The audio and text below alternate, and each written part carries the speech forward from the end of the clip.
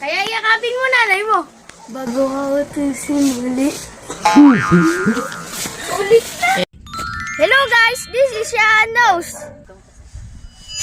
Tuwing Mother's Day, biglang lahat sweet sa nanay. May long message pa, pero kahapon hindi nagugas ng pinggan. Mother's Day po, masabay hingi ng pera. Ma, pengin pera. Wow!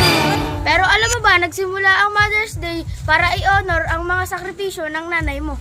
At ang modern celebration nito ay nagsimula dahil kay Ana Jarvis noong early 90s. Imagine mo, gumawa siya ng special day para sa mga nanay. Tapos ngayon, ginawang rush posting ng iba. Ha? At kung mahal mo ang nanay mo, wag lang sa Mother's Day. Kasi habang busy ka sa buhay mo, tumatanda din sila. Kaya yakapin mo nanay mo. Bago ka utusin muli.